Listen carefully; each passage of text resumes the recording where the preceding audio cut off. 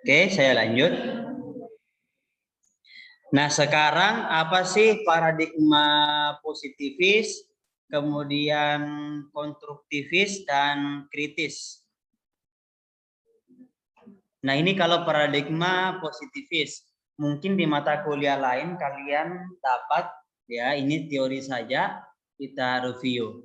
Yang pertama, itu berangkat dari pemikiran Auguste Comte dan dikembangkan oleh John Stuart Mill.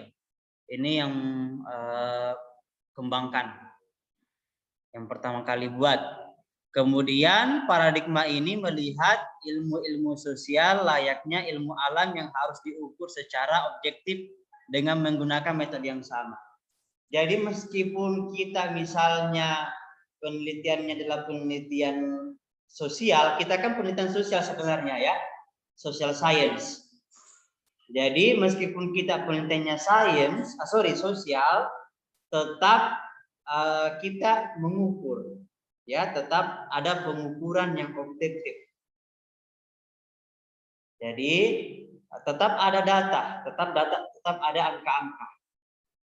Itu menurut paradigma positivis. Kemudian penelitian dengan paradigma ini selalu menggunakan pengukuran data secara kuantitatif melalui eksperimen dan survei.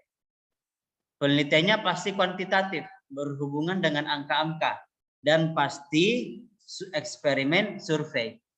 Nanti skripsi kamu seperti inilah. Jadi menggunakan paradigma positivis. Kemudian riset harus dilakukan secara objektif, ukuran yang tepat, melakukan pengujian terhadap teori atau hipotesis dengan menganalisis data kuantitatif. Hipotesis nanti yang kamu bangun, misalnya kamu mengatakan bahwa penggunaan media pembelajaran website efektif untuk mengembangkan hasil belajar siswa misalnya. Itu hipotesis kamu misalnya. Hipotesis itu harus dijawab dengan data. Ya. Hipotesis itu harus dijawab dengan data, tidak bisa mengandai-andai. Kemudian asumsi awal adalah adanya hubungan sebab dalam sebuah fenomena sosial. Misalnya pengaruh antara metode pembelajaran A dengan hasil belajar misalnya. Pasti ada asumsi kamu di awal. Pasti ada asumsi. Misalnya pengaruhnya ada pengaruh signifikan antara penggunaan metode pembelajaran A terhadap hasil belajar misalnya. Ya. Jadi secara otomatis kalau kamu mau selesai 3,5 tahun, itu mulai dari sekarang kamu bisa pikirkan apa tema atau topik penelitian skripsi kamu. Ya. Dan silakan konsultasikan ke saya kalau memang ini. Tapi kalau misalnya Anda ingin saya menjadi pembimbing Anda, biasanya saya arahkan Anda pada penerapan media pembelajaran berbasis ICT. Makanya bagusnya silahkan di semester ini kembangkan produk media pembelajaran kamu. Ya, silahkan kembangkan, nanti kalian bisa lanjutkan deskripsi. Saya yakin kalian bisa selesai lebih cepat. Ya. Siapa tahu ada yang tidak mau lagi bayar semester 8, itu lebih efektif. Nah, gitu ya. Yang bahasa Indonesia yang baru semester 3, mungkin bisa juga kalau penelitian skripsinya terlalu jauh. Lebih baik fokus bagaimana membuat sebuah media yang interaktif. Saya kira banyak sekali kemarin kita sudah bahas contoh-contoh ya. Contoh-contoh. Bisa membuat misalnya puzzle. Ada saya kirimkan ke grup itu buat TTS, tulis-tulis sedikit. Teka-teki silang. Pasti tidak buka toh? Pasti tidak membuka. Itu cocok untuk bahasa Indonesia. Ada. Ada saya kirim itu. Jadi cocok untuk PPKN sama bahasa Indonesia. Jadi misalnya ada pertanyaannya tentang tentang sejarah Indonesia atau misalnya tentang sejarah kerajaan-kerajaan. Jadi ada pertanyaan, ada saya siap. Dan 3 bentuk jenis ini itu menarik sekali. Menarik. Jadi bisa kamu pakai. Jadi anak-anak belajar sambil itu bagus. Itu karena tidak membuka lagi. Cara membuatnya gampang sekali. Dan apa namanya itu bisa diakses lewat HP dan lain sebagainya. Siapa tahu ada yang mau berubah pikiran untuk terserah. Oh ya udah Pak, saya ubah judul lah. Silahkan berarti ubah proposal. Jadi ada ya, silakan buka di grup. Nah, kita kembali ke materi.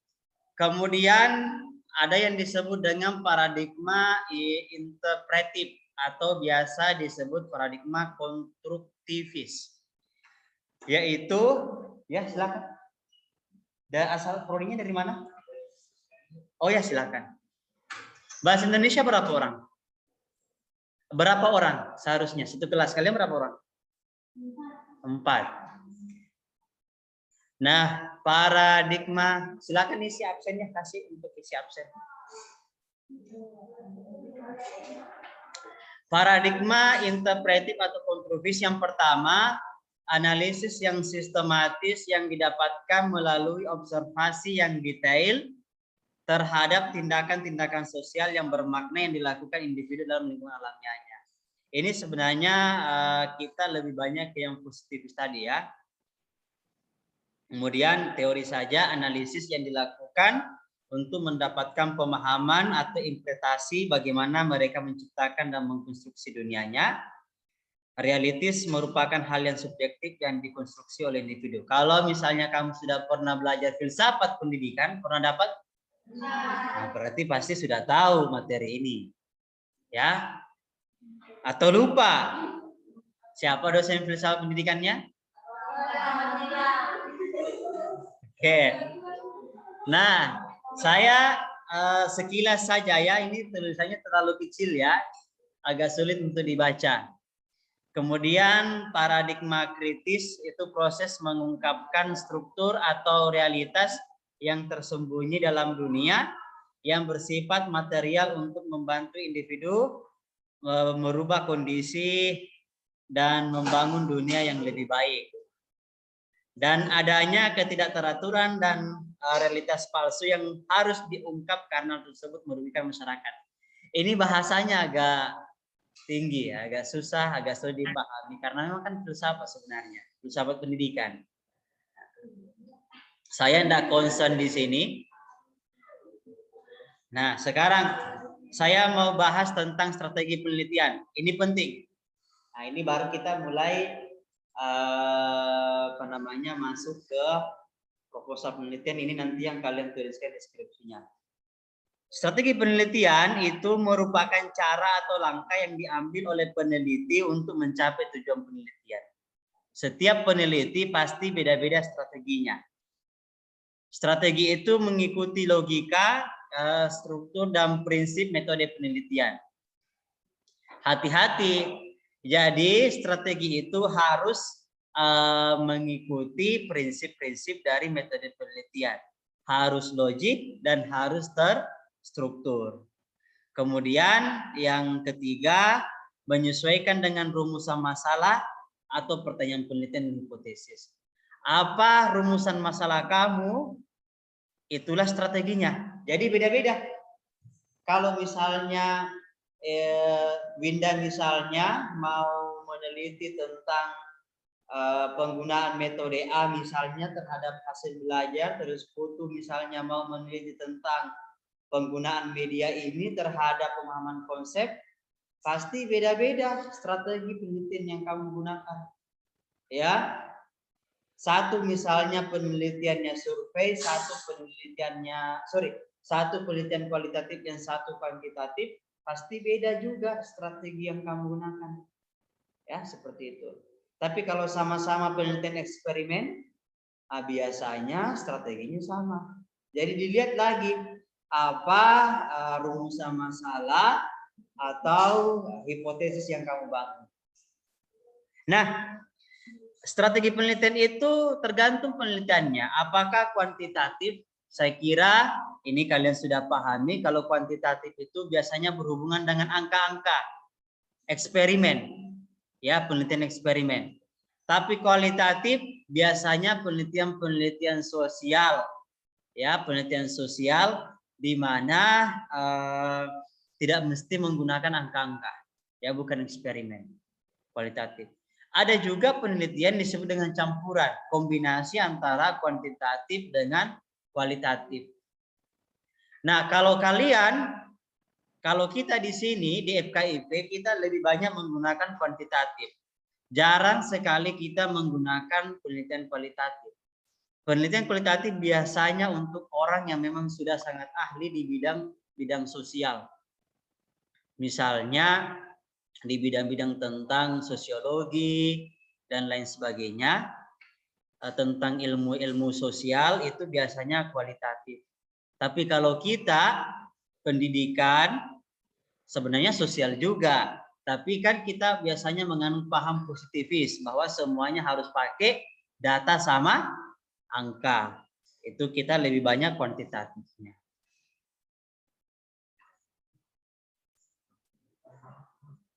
Nah, sekarang jadi harus ada nanti ketika kalian meneliti untuk skripsinya, harus ada pengujian hipotesis yang dapat diuji dan peneliti mengetahui bagaimana menguji hipotesis tersebut. Ya, jadi nanti di proposal kamu pada saat buat skripsi, bukan proposal sekarang ya, bedakan itu. Itu pasti ada hipotesisnya. Ada terdapat pengaruh antara ini dengan ini misalnya. Pasti ada hipotesis yang kamu tulis. Kemudian di bab 3 harus kamu tuliskan bagaimana cara menguji hipotesis itu. Apakah hipotesis kamu diterima atau ditolak? Harus ada. Kemudian konsep dalam penelitian kuantitatif dinyatakan dalam bentuk variabel. Tadi kemarin saya sudah pernah ajarkan cara membuat variabel tergantung apa judul penelitian kamu. Kalau saya mau tanya dulu, Siri, kemarin apa judulnya Siri yang sudah saya sisir?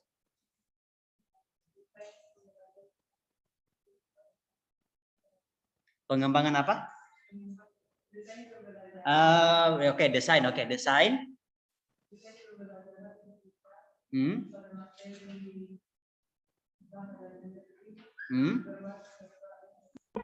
Berbasis apa?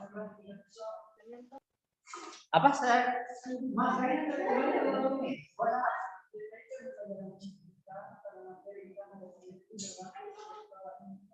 Oh, pakai doktorat. Apa variabelnya di situ? Apa variabelnya kemarin? Nah, kalau penelitian pengembangan, kalian ini belum punya sebenarnya variabel, ya. Kecuali judulnya begini, pengaruh aplikasi lektorat terhadap belajar pada materi ini. Berarti apa variabelnya? Yang pertama aplikasinya, yang kedua hasil pelajarannya. Hasil pelajaran yang mau diukur, begitu ya. Nah, cuma kalau penelitian pengembangan, misalnya tadi desain aplikasi pembelajaran, berarti variabel itu sebenarnya cuma satu. Aplikasi kamu itu. Nah, apakah dia valid atau layak? Bagaimana cara melihat apakah dia valid atau layak? Nanti ada yang disebut dengan validasi pakar, validasi ahli. Jadi pakar yang akan validasi. Nah, dari situ data. Tapi kalau eksperimen beda.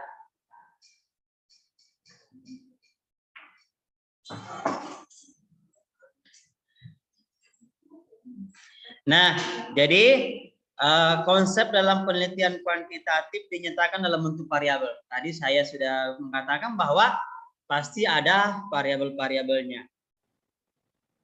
Misalnya tadi pengembangan media pembelajaran berbasis website pada materi ini misalnya pada materi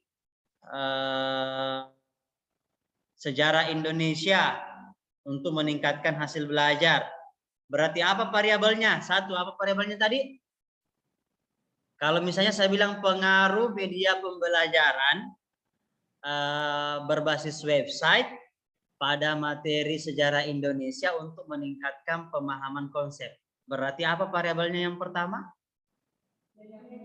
Ya, media pembelajaranmu itu. Kemudian yang kedua? Pemahaman konsep. Karena itu yang mau sudah lupa lagi nih materi. Kemarin minggu lalu variabel itu ada berapa jenis? Berapa? Satu. Variabel bebas atau biasa disebut variabel apa? Independen atau variabel. Mengapa disebut variabel bebas atau independen? Iya, tidak terikat. Memang tidak terikat. Maksudnya kenapa bisa tidak terikat? Karena bisa dimanipulasi. Misalnya tadi, pengaruh penggunaan media pembelajaran berbasis teka-teki silang pada bahasa Indonesia misalnya untuk meningkatkan pemahaman konsep tentang sinonim, antonim atau padanan kata misalnya. Ya kan? Berarti yang kamu manipulasi itu adalah penggunaan teka-teki silang kamu itu. Satu kelas tidak menggunakan teka-teki, yang satunya menggunakan. Nah, itu namanya manipulasi. Jadi ada kelas tidak menggunakan, ada kelas yang menggunakan. Ada kelas kontrol, ada kelas eksperimen. Nah, itu dimanipulasi. Apa dampaknya? Dilihat hasil belajarnya terhadap sinonim antonim tadi itu. Oh, yang satu kelas itu kalau dia pakai teka-teki silang ternyata meningkat. Yang satunya tidak. Nah, seperti itu, ya. Nah, itu yang disebut dengan variabel terikat karena dia mengalami perubahan akibat variabel manipulasi. Seperti itu ya. Nah, pengukuran harus dibuat dalam bentuk skala. Nah, nanti ini akan diajarkan apa sih jenis-jenis skala itu. Misalnya skalanya sekian sampai sekian cantik, sekian sampai sekian sedikit cantik, sekian sampai sekian begini. Nah, sekian sampai sekian, oh hasil belajarnya sangat tinggi. Sekian sampai sekian hasil belajarnya rendah misalnya. Itu pakai skala yang begitu. Ya. Jadi harus ada skalanya. Nah, kalau kuantitatif juga itu prosedurnya sudah baku. Beda kalau kualitatif. Jadi sudah baku. Kalau misalnya penelitian eksperimen ya sudah. Metodenya seperti ini, langkah-langkahnya seperti ini, strateginya seperti ini. Sudah baku. Tapi kalau kualitatif itu tidak. Ya, kualitatif itu bisa berkembang seiring berjalannya penelitian. Tergantung si peneliti itu. Nah, bedakan ya. Bedakan.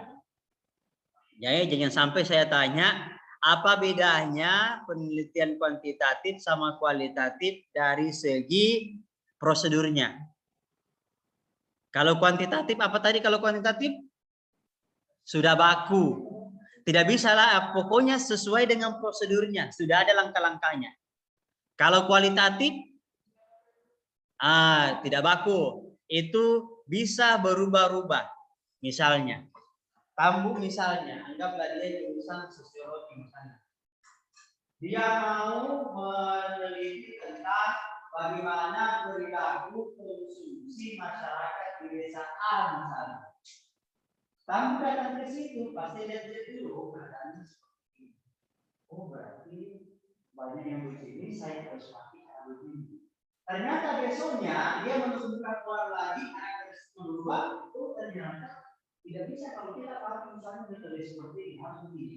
Itu kualitatif. Ya, itu kualitatif. Jadi ketika turun di lapangan bisa saja berubah-ubah strategi prosedur yang digunakan. Tapi kalau kalian mau ke siswa misalnya, saya mau mengukur apa kira-kira pengaruhnya saya menggunakan keakademisian ini terhadap pemahaman dengan sinonim akronim. Itu pasti sudah ada prosedurnya. Oh, seksualnya seperti ini, langkah-langkahnya seperti ini, itu sudah ada prosedur. Itu yang membedakan kuantitatif sama kualitatif. Bisa dipahami? Yo, bisa sekarang, biasa tidak tahu. Jadi begitu ya. Nah, data kuantitatif dapat berupa angka dan harus presisi. Tidak hanya tepat, tapi sangat tepat. Pasti pakai angka-angka kalau kuantitatif. Analisa dalam kuantitatif selalu menggunakan statistik. Ini statistik. Kalian belajar statistik semester ini? Belajar. Jadi pasti menggunakan statistik. Saya pernah ajarkan di bahasa Indonesia sama di fisika itu meskipun hanya beberapa pertemuan, ada yang disebut dengan statistik deskriptif. Ya, deskriptif itu menggambarkan. Misalnya kamu sudah dapat hasil belajar 30 siswa misalnya. 30. Nah, kamu deskripsikan, kamu gambarkan. Oh, rata-ratanya seperti ini, nilai tengahnya seperti ini, yang paling banyak muncul atau modusnya seperti ini. Modus, bukan modus laki-laki. Tapi bisa dihubungkan. Modus dalam penelitian adalah yang mana yang sering muncul. Nah, di sini di kehidupan sehari-hari kalian kalau laki-laki yang mana yang sering kalau modus. Nah, kemudian itu kalau deskriptif, ya, menggambarkan. Tadi kan saya sudah bilang kuantitatif wajib ada hipotesis. Kalau mau memenuhi hipotesis pakai apa? Statistik, inferensi. Ya, pernah diajarkan ya. Jadi bedakan. Makanya kalau penelitian pengembangan kalian nanti ini pengembangan media tidak akan pakai inferensial. Kenapa tidak pakai inferensial? Karena kan kita tidak akan menguji hipotesis. Ya kan? Tidak ada hipotesis yang akan kita tulis di situ. Atau ada yang menuliskan hipotesis di proposal yang saya suruh? Ada kan? Ada hipotesis. Ikut.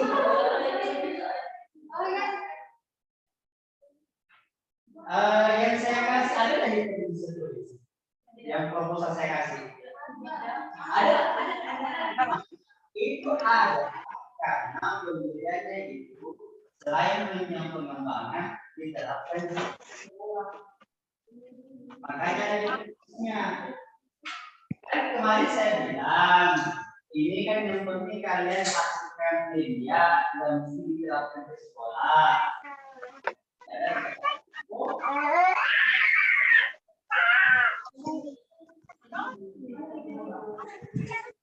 Oke.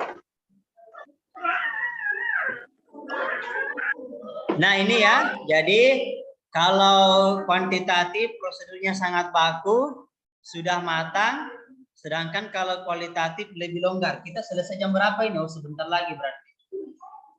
Selesai nih? Belum kan? 9.30 kalau tidak salah. 40 atau 30? 40, oke. Kemudian ini saya kira sudah tadi. Nah ini perhatikan, jenis-jenis penelitian kuantitatif. Ini perhatikan ini, tergantung nanti skripsi kamu. Jadi penelitian kuantitatif untuk skripsi kita di FKIP ini, itu yang pertama bisa survei, ya, bisa eksperimen, bisa konten analisis, bisa studi kasus, atau bisa secondary analysis. Ya, Tapi lebih banyak mahasiswa kita lebih ke eksperimen. Ya. Jadi ini yang kalian bisa pakai untuk deskripsinya. Kalau survei misalnya kamu mau mencari tahu hubungan pengaruh, itu biasanya kita pakai survei. Misalnya bagaimana hubungan atau pengaruh tingkat pendidikan orang tua terhadap motivasi belajar siswa misalnya. Pasti kamu survei kan? Kasih angket, kasih kuesioner, kasih wawancara dan lain sebagainya. Itu namanya penelitian survei. Kalau eksperimen, suatu pendekatan atau program penelitian yang menunjukkan sebab akibat. Ya, sebab akibat, kausalitas, itu eksperimen. Kalau content analysis, kalau saya untuk suatu dokumen perlu menggunakan program. Jadi tidak jarang kita pakai. Kemudian case study biasa sering kita pakai studi kasus. Suatu pendekatan atau program penelitian menggunakan investigasi mendalam terhadap fenomena baru. Biasanya kita studi kasus dulu ke sekolah. Ini sering dipakai oleh S2. Jadi dia studi kasus dulu, case study, baru dia eksperimen. Tapi kalau kalian bisa langsung eksperimen saja. Studi kasusnya dimasukkan ke observasi awal. Secondary analysis melakukan analisa terhadap lanjutan terhadap dasarnya penelitian. Jadi nanti yang akan sering kalian pakai di eksperimen atau survei atau case study. Ya. Nah, ini kalau survei. Survei mengukur banyak variabel dan hipotesis dengan alat ukur berupa kuesioner. Jadi pasti kalian buat kuesioner nanti. Ya, pasti buat kuesioner. Cocok digunakan untuk membandingkan kelompok-kelompok tertentu. Misal, survei kepuasan karyawan. Hasilnya akan dikelompokkan. Oh, ada yang puas, ada yang netral, ada yang tidak puas. Atau misalnya survei tentang kemampuan HOTS. High order thinking skill misalnya. Mata pelajaran A misalnya. Pasti ada yang nanti dikelompokkan. Oh, ada yang sangat tinggi, ada yang tinggi, dan lain sebagainya. Nah, survei juga disebut dengan penelitian korelasional karena bertujuan untuk melihat korelasi. Jadi kalau korelasi, pengaruh, itu kita pakai survei. Ini 6 langkah. Sebenarnya tidak usah kalian ini karena nanti akan saya kirimkan filenya. Tapi biasanya kalian foto pun saya tidak yakin kalian akan pelajari. Ya, paling kalau ditanya, nah baru dibuka lagi foto-fotonya. Itu saya sudah tahu, ya. Nah, sama dikasih PPT-nya pun juga belum tentu. Apalagi kita ini tidak ada ujian. Ya, tidak pakai ujian. Nah, cuma saya lihat tugas Anda seperti apa. Ini 6 langkah untuk menjabarkan survei. Kalian bisa ikuti saja. Kemudian ini eksperimen. Penelitian dalam bentuk pengamatan atau observasi terhadap hubungan kausal antara munculnya suatu akibat, variabel terikat, dan sebab variabel bebas. Jadi kalau eksperimen itu pasti ada variabel terikatnya sama variabel bebasnya. Ada kelas kontrolnya, ada kelas eksperimennya. Jadi eksperimen dapat menunjukkan kausalitas, sebab akibat. Eksperimen lebih sulit dibandingkan survei. Ya, lebih sulit karena akan ada 2 kelas misalnya tadi, kontrol sama eksperimen.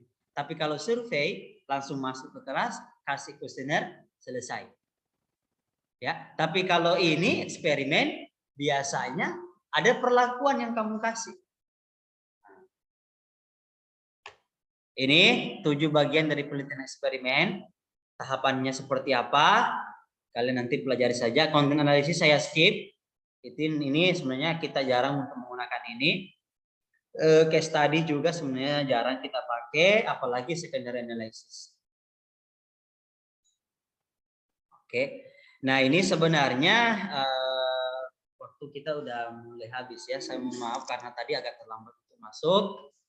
Operasionalisasi konsep ini nanti kalian bisa pelajari, bisa dipelajari sendiri. Ini skala pengukurannya. Ada Likert, ada Gatman, ada semantik diferensial, hipotesis penelitiannya, jenis-jenis penelitian. Jadi hipotesis jenis-jenis penelitian itu ada 3, deskriptif, komparatif, perbandingan, asosiatif. Nanti kalian pelajari sendiri. Ini kalau deskriptif apa itu, contohnya seperti apa, komparatif ini, asosiatif ini. Ini 3 ini akan kalian tulis di skripsi kalian. Tapi tidak semuanya, mungkin hanya salah satunya saja, asosiatif kah, komparatif kah, atau yang satu itu. Ini cara merumuskan hipotesis penelitian, saya kira ada juga di sini, nanti kalian bisa pakai. Kemudian bagaimana cara mengumpulkan data penelitian? Bisa wawancara, bisa mengamati langsung, bisa dokumentasi, lihat foto-foto, bisa kuesioner. Kalau dokumentasi itu jadi foto. Nanti dipelajari dari fotonya. Namanya dokumentasi. Kalau wawancara ya harus bisa melalui telepon, buka, dan lain sebagainya. Observasi, amati langsung turun ke sekolah misalnya. Kuesioner, kasih kuesioner. Oh, silakan isi ini dari situ. Jadi ini 4 yang kalian nanti gunakan ketika kalian turun ke lapangan. Ini ada yang disebut dengan kuesioner tertutup dan terbuka. Kalian bisa pelajari apa itu bedanya.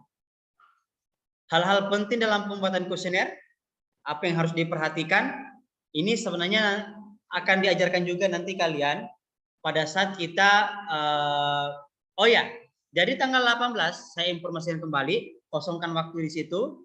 Tanggal 18 sampai 5 hari. Jadi Senin, Selasa, Rabu, Kamis, Jumat kalian akan mengikuti kegiatan diklat. Wajib ikut. Wajib ikut. Nah, nanti saya coba bicarakan kepada kalian apakah kalian bagaimana mekanismenya.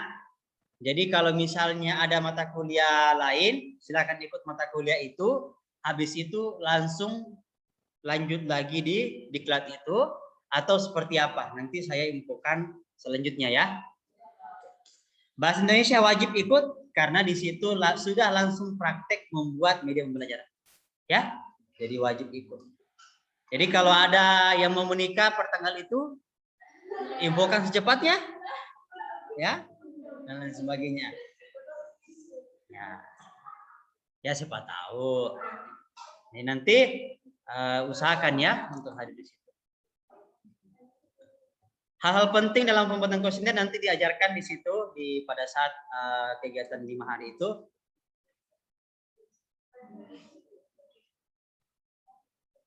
Bagaimana cara menyusun pertanyaan dalam kuesioner? Ada cara-caranya, tidak sembarangan cara menyusun. Nanti kita juga kalian akan dapatkan materi ini. Menyusun kuesioner penelitian ini wajib ya, wajib. Pertanyaan dengan skala nominal dan lain sebagainya. Oke. Jadi saya tampilkan sedikit.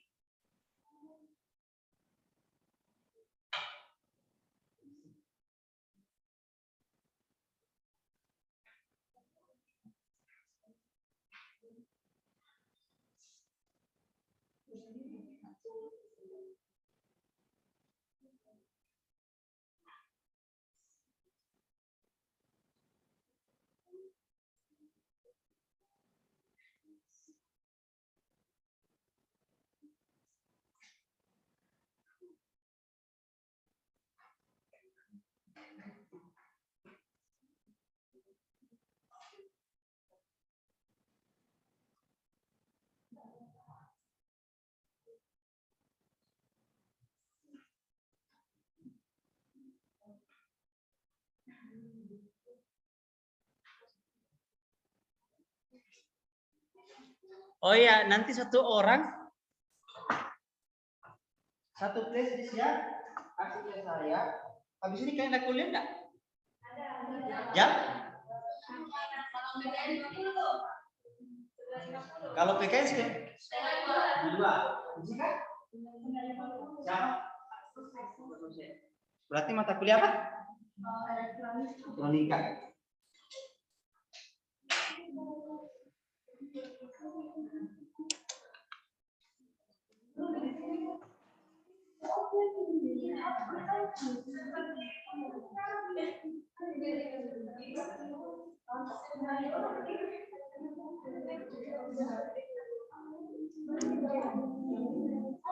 Oke, perhatikan dulu. Yang di Zoom juga tolong diperhatikan. Jadi kalian buat bab 3-nya, tapi ini beda dengan yang tadi ya, yang saya jelaskan. Kalau yang tadi itu untuk skripsi kalian, kalau kalian lanjut ke skripsi, siapa tahu ada yang menikah sebelum skripsi, suaminya larang lagi kuliah. Ya, biasanya Winda itu, saya kira mau Winda. Ada yang saya dengar-dengar. Tidak, oh belum. Ya, kuliah dulu ya. Ya dulu. Nah, jadi yang pertama adalah desain penelitian atau model pengembangan. Jadi karena penelitian kita adalah R&D, jadi silakan ikuti ini. Penelitian kita itu kan mau membuat media, makanya kita menggunakan jenis atau metode penelitian R&D, Research and Development. Tinggal kalian ikuti ini. Tinggal kalian ikuti ini. Kemudian modelnya apa? Modelnya 4D. Tapi kalian tidak usah 4D, 3D saja. Nah, tapi tetap tuliskan pengembangan 4D tanpa tahapan diseminasi. Kan 4D itu kan ada 4 langkah. Ada define atau pendefinisian, desain perencanaan, develop pengembangan sama diseminasi. Tapi diseminasinya dihilangkan dulu. Nanti diseminasinya ada satu skripsi ya, jadi tiga. Nah, tetap tulis 4D tanpa tahapan diseminasi. Ya. Jadi tetap tulis 4D tanpa seperti ini, tanpa tahapan diseminasi. Semuanya begitu, rata. Nah, prosedur penelitian yang digunakan dalam penelitian ini terdiri tahapan studi pendahuluan. Jadi prosedur penelitiannya itu terserah, tapi ikuti saja ini. Ikuti ini. Jadi yang pertama adalah studi pendahuluan, pengembangan instrumen, dan uji coba terbatas. Ini uji coba terbatas. Nah, jadi persis sama dengan ini. Apa itu studi pendahuluan? Kegiatan yang dilakukan dalam studi pendahuluan adalah memunculkan ide untuk menghasilkan sesuatu. Jadi semacam kalian pelajari, termasuk tadi dari mana kalian dapat ide proposal itu, judulnya bisa tuliskan di sini. Atau misalnya kalian mengamati di kehidupan sehari-hari, oh ada seperti ini, fenomenanya seperti ini, bisa kalian tuliskan di studi pendahuluan. Ya. Jadi studi pendahuluan itu bisa dalam bentuk kalian pelajari buku, kalian pelajari jurnal, atau kalian duduk di lapangan, observasi awal, bisa. Itu namanya studi pendahuluan.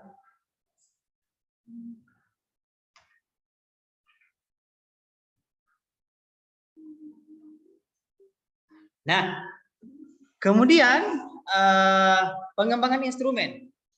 Kalau kita di sini bukan instrumen yang dikembangkan, bukan hanya instrumen, pengembangan media, pembelajaran, media pembelajaran apa, dan instrumen validasi pakar.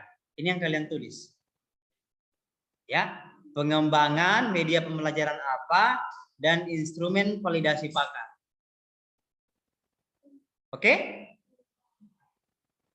Nah, jadi ini jangan pengembangan instrumen, jadi ini pengembangan media pembelajaran bla bla bla bla bla dan instrumen validasi pakar.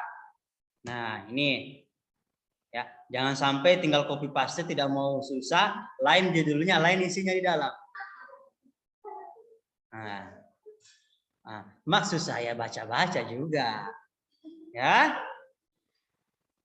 Nah, di pengembangan ini, di tahapan kedua, kalian tuliskan langkah-langkahnya tadi R&D.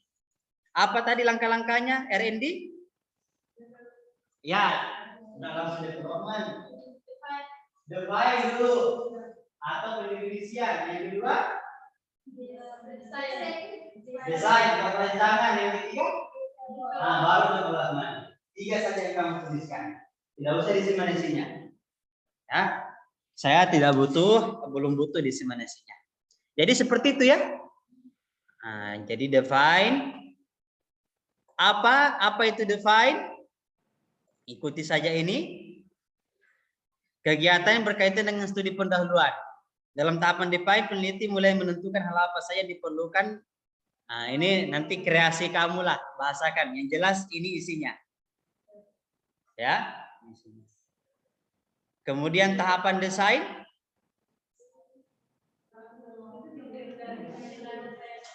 Tahapan desain dalam penelitian itu di atas. Di desain itu apa saja yang kamu desain? Apa tadi yang kamu desain? Media pembelajaran. Apalagi instrumennya dan lain sebagainya. Nah, tulis di sini. Media pembelajaran yang kamu buat itu pakai apa?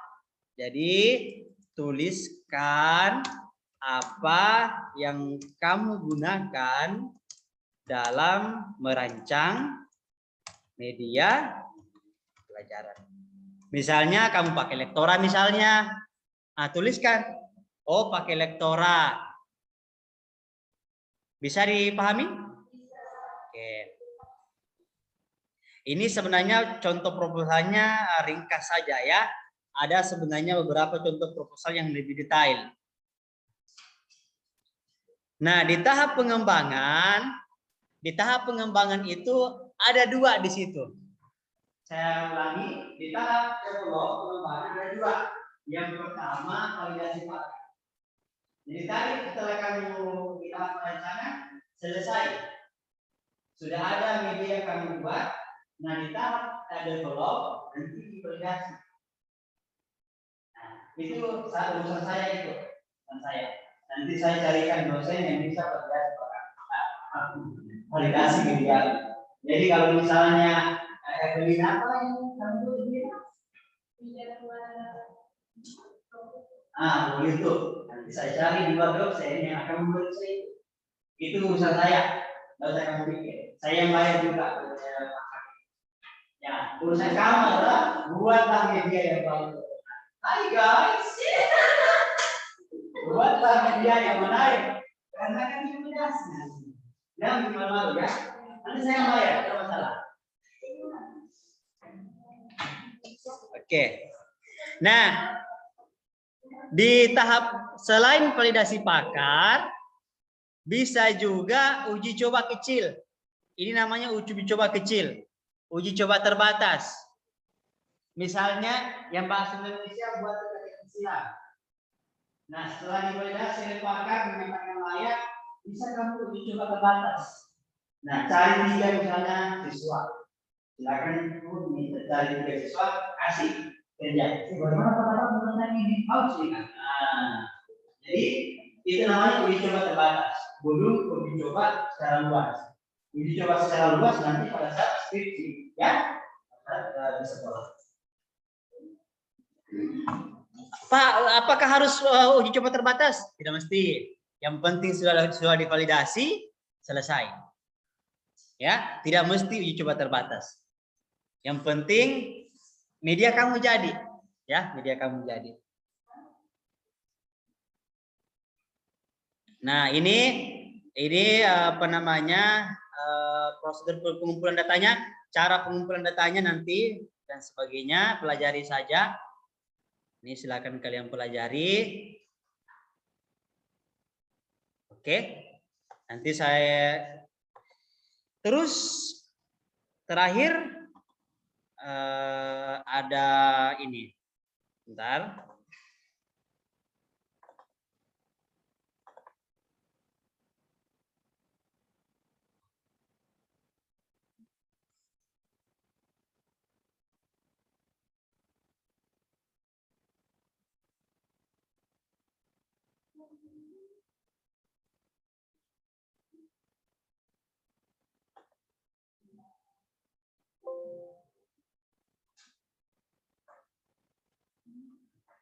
Oke. Nah, saya mau share, yang saya mau share adalah misalnya kamu sudah menghasilkan media pembelajaran pakai Lektora. Ini saya pakai Lektora ini. Misalnya kamu sudah buat media pembelajaran berbasis Lektora, ini pakai Lektora. Nah, berarti selesai tahap desain atau perancangan. Selanjutnya adalah apa tadi setelah perancangan?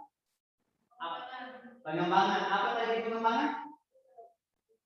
Apa yang dilakukan di pengembangan tadi? Develop. Validasi dulu bagi coba ya. Uji coba yang tidak mesti. Validasinya wajib.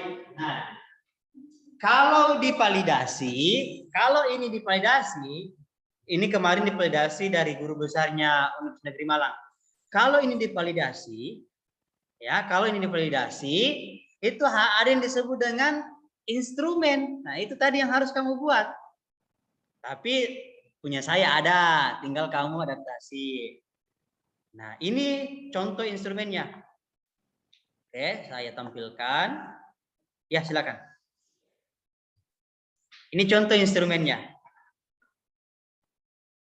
Jadi kamu buat dulu pengantar, nanti saya tentukan siapa dosennya, pengantar yang terhormat Bapak Ibu siapa. Ya, seperti ini. Nah, instrumen penilaian apa yang mau dinilai? Misalnya butuh apa butuh?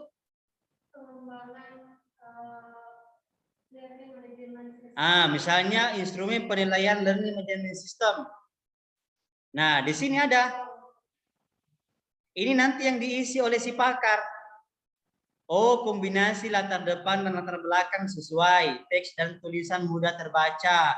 Simulasi tampilan menarik. Seluruh teks ditampilkan oleh aplikasi terbaca secara maksimal. Jadi ini yang akan diisi nanti. Tidak susah kan? Sudah ada. Tinggal kamu adaptasi. Saya tidak menyusahkan ya.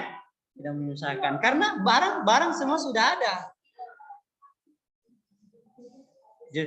Justru saya mau supaya kamu mudah. Nanti pada saat skripsi tidak usah lagi repot-repot, tinggal ini kamu lanjutkan. Ini sudah ada semua, tinggal kamu adaptasi. Nanti di sini juga apa kekurangan media kamu, nanti dituliskan oleh si pakar. Nah, ya kan? Apa kelebihannya dan lain sebagainya.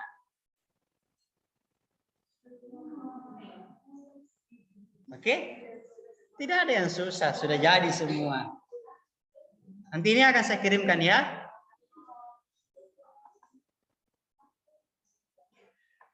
Nah, dengan itu kalau misalnya sudah divalidasi, saya sudah selesai. Kalau disikat berapa kali? 4 terima. 5.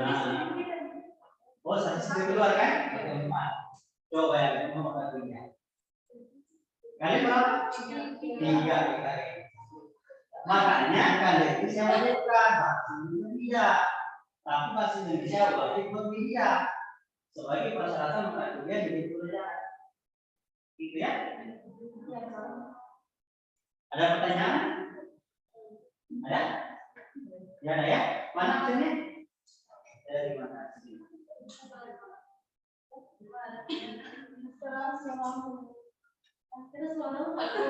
Kenapa? Kenapa ini?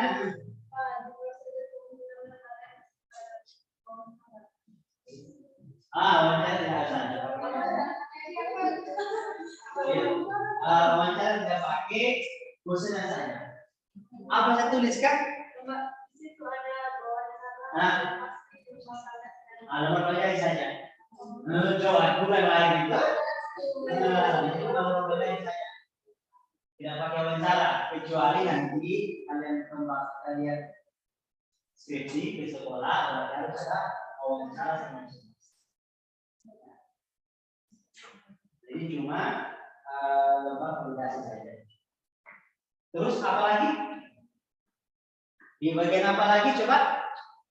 Nah, silakan tanyakan.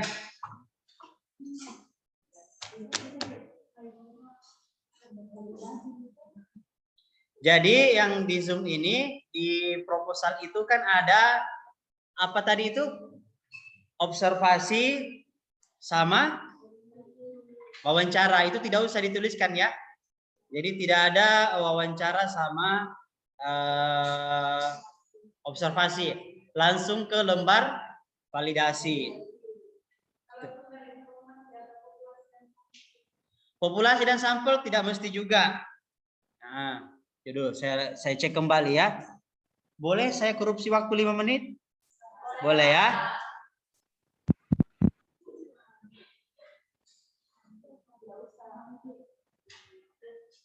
Oke, saya buka kembali supaya jelas.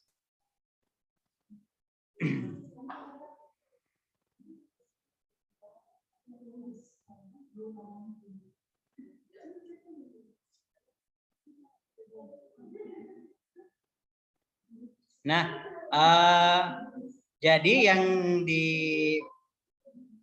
ini tidak usah ada ini sumber informasi populasi dan sampel karena kalian tidak uji coba secara luas, tidak usah ada ini.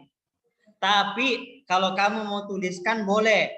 Tadi kan ada uji coba terbatas, misalnya berapa orang, boleh, boleh. Nah ini tidak mesti ya. Proses pengumpulan data. Kalau kamu misalnya, dengarkan baik-baik, kalau misalnya media kamu yang sudah kamu hasilkan tadi, kamu mau uji coba terbatas ke 3 siswa misalnya, 3 siswa, kamu uji coba terbatas, kamu kasih media itu, terus kamu tanya-tanya, berarti silakan tulis wawancara. Iya kan? Tapi kalau tidak ada, cuma validasi saja, berarti tidak usah wawancara. Hipotesis tidak ada, tidak usah. Hipotesis tidak usah. Teknik observasi. Observasi, kalau sebenarnya ini observasi, sebenarnya baiknya ada. Karena kan sebelum kita membuat judul kan biasanya kita observasi dulu kan. Observasi dalam kehidupan sehari-hari misalnya. Tidak mesti ke sekolah. Jadi cukup tuliskan saja berdasarkan pengamatan peneliti selama ini beberapa siswa begini. Boleh kamu tuliskan. Ini teknik wawancara sama observasi, boleh tidak, boleh iya. Tapi kalau lembar validasi dan angket wajib. Wajib ada lembar validasi. Instrumen penelitiannya, instrumen penelitian cuma satu, instrumen validasi saja ya, yang wajib. Kalaupun ada instrumen lain, silahkan. Silahkan. Metode analisis data, ini di sini. Yang wajib nomor 2 saja. Mengetahui validitas konstruk instrumen. Kalau di sini bukan instrumen, media. Mengetahui validitas media.